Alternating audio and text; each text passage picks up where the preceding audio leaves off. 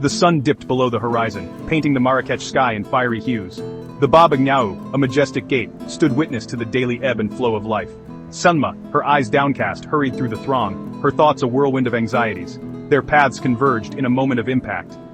Sunma stumbled, a gasp escaping her lips as a hand shot out, steadying her. For a heartbeat, their eyes met. I'm so sorry. Selma, her heart pounding, broke eye contact, murmuring a hasty apology. He watched her go, a flicker of curiosity igniting within him. Yusuf, unable to shake the memory of their encounter, found himself drawn in the direction Selma had taken. The streets of Marrakech, with their labyrinthine alleys and vibrant energy, seemed to echo his inner turmoil. Every corner he turned, every shadow he passed, reminded him of her presence. He wandered through the winding alleys, the scent of spices and the sound of distant music guiding his steps. The bustling market scenes, with their colorful displays and lively chatter, contrasted sharply with the solitude he felt inside. Yet, he pressed on, driven by an inexplicable need to find her. As he rounded a corner, he spotted her, a solitary figure perched on the rooftop of a traditional cafe. The soft glow of lanterns illuminated her silhouette, casting a gentle light on her sorrowful form. It was as if the universe had conspired to bring them together once more. Sunmai sat hunched over, her shoulders shaking with silent sobs. The city lights below seemed to mirror the tears that fell from her eyes, each one a testament to the pain she carried within. Her grief was palpable, a silent cry for understanding and connection. Excuse me, Selma startled, her head snapping up, eyes wide with surprise. She hadn't expected anyone to find her in this secluded spot, let alone someone who seemed to care. I saw you earlier, at the gate. You seemed upset. His voice was gentle, filled with genuine concern.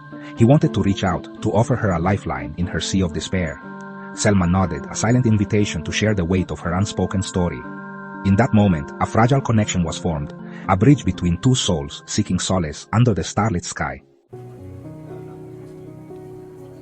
Yusuf settled into the chair beside her, his presence a comforting weight in her solitude. He took the ring, turning it over in his hands. The soft light of the Moroccan cafe cast gentle shadows on their faces, creating an intimate cocoon around them. The air was thick with unspoken words and shared history, his presence a comforting weight in her solitude. He took the ring, turning it over in his hands. The ring, a delicate piece of jewelry, seemed to hold the weight of generations within its tiny frame. Turning it over in his hands, he could feel the history embedded in its intricate design. It's beautiful. A family heirloom?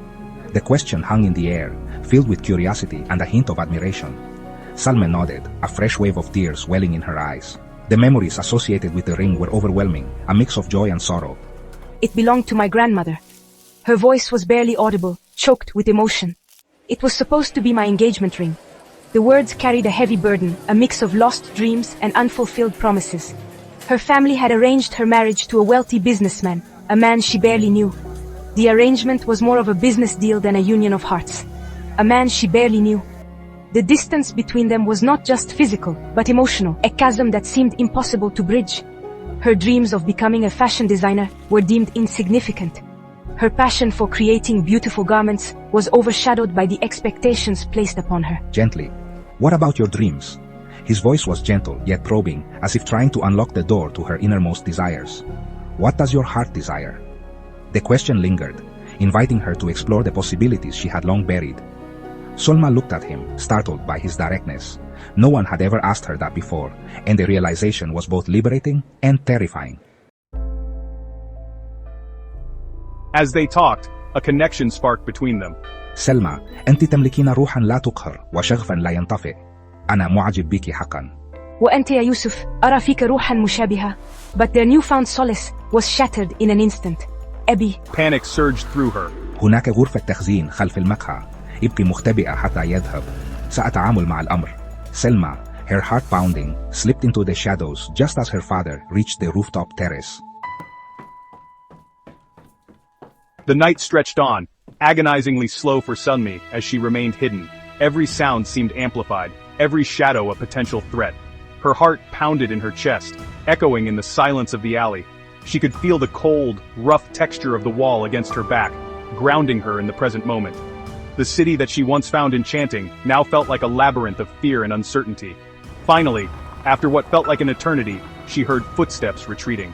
The sound grew fainter and fainter until it disappeared completely. She let out a breath she didn't realize she was holding, her body slowly relaxing from its tense state. Lek al-Dahab, he's gone. Relief flooded his features as he gestured for her to come out. The tension in the air seemed to dissipate as he saw her emerge from the shadows. He had been worried sick, fearing the worst. لكن سلمى لا يمكنك الاستمرار في العيش بهذه الطريقة. But Salma, you can't continue living like this. تستحقين أن تتبعي أحلامك، أن تكوني سعيدة. You deserve to follow your dreams, to be happy. Salame had spent her life trying to meet the expectations of others. She had always put her dreams on hold, prioritizing the needs and desires of those around her. But now, standing in the dimly lit alley, she realized that she couldn't continue down this path. She needed to take control of her own destiny. أنت محق. لا يمكنني الاستمرار في العيش في الظلال. You're right, I can't continue living in the shadows. Reaching out, she took his hand. It was a simple gesture, but it symbolized a new beginning. Together, they would face whatever challenges lay ahead. She felt a sense of hope and determination that she hadn't felt in years.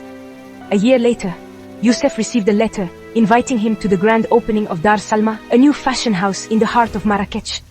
It was a testament to her resilience and courage, a dream realized against all odds. The city that once felt like a prison now stood as a beacon of her newfound freedom and success.